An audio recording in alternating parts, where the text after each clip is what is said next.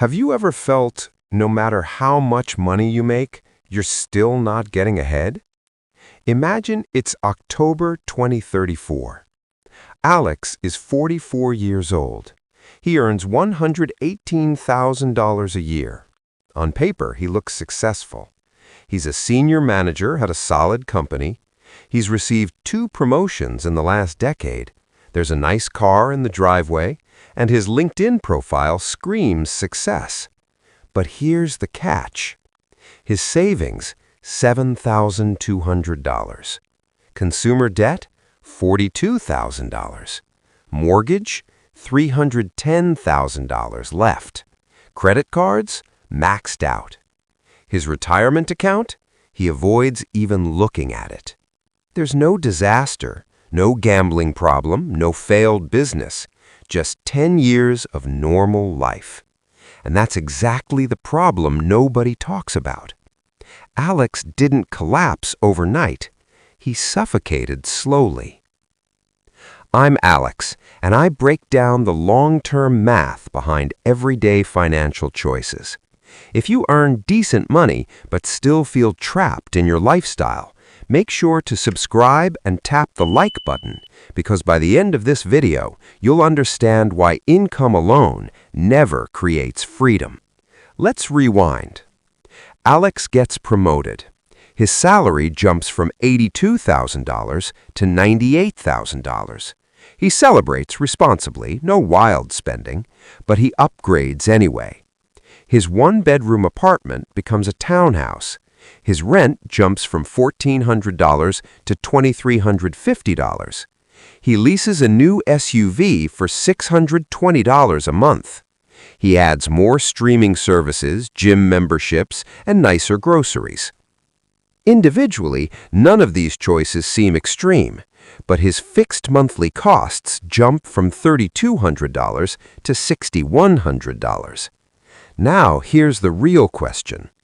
Do you know how much of your paycheck disappears before you even spend it? This is what I call fixed cost gravity. Fixed expenses are like anchors. Once they go up, they resist coming down. If your fixed costs climb above 65 to 70% of your take-home pay, even a small disruption can become catastrophic. And here's the twist. Higher costs feel like success. A bigger house, a newer car, a premium lifestyle. Social proof hides financial fragility. 3 years later, Alex's income rises again. He now earns $110,000. His take-home pay is about $78,000 a year, but his fixed costs are now around $67,000 per year. His savings? Just $4,000. That's barely 5%. Alex looks stable from the outside, but in reality, he's trapped. Ask yourself this: how much of your income is actually free? Humans quickly normalize comfort. Psychologists call this hedonic adaptation. Instead of asking how much freedom we're buying, we ask a simpler question: can I afford the monthly payment? Those are 2 very different questions. Alex has a friend named Maria who made different choices. After receiving a raise, Maria froze her lifestyle for 3 years. Instead of upgrading her life, she invested $1,400 every month. Her average annual return was 8%. After 10 years, her investments grew to about $255,000. Alex, on the other hand, invested about $300 a month sporadically. After 10 years, he had roughly $55,000. The difference wasn't income. It was retained expansion capacity. We talk a lot about consumer debt, but we rarely talk about expansion debt. Expansion debt happens when you lock your future income into maintaining a higher lifestyle. A bigger house, premium childcare, luxury gym contracts, new cars. Even if you pay cash, your future earnings become trapped. Optionality is the real currency of wealth. Without optionality, you're stuck. Think of your finances like cabin pressure on an airplane. When the pressure is stable, you don't notice it. But when pressure drops, oxygen masks suddenly appear. High fixed-cost lifestyles lose pressure very quickly. Alex is tired.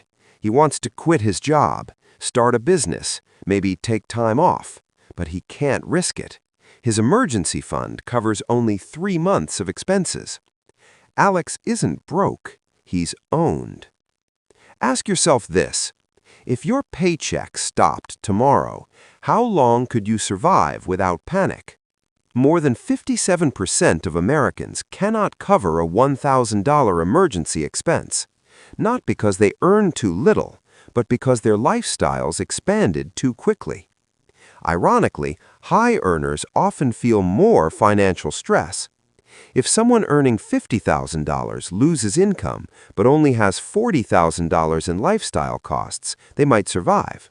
But if someone earning $120,000 has $110,000 in lifestyle costs, a small income drop becomes a crisis. So how do you break the cycle? You don't need extreme frugality. You need margin. First, cap your fixed costs at about 55 to 60% of your take-home pay. Second, freeze your lifestyle for 24 months after a raise and invest the difference.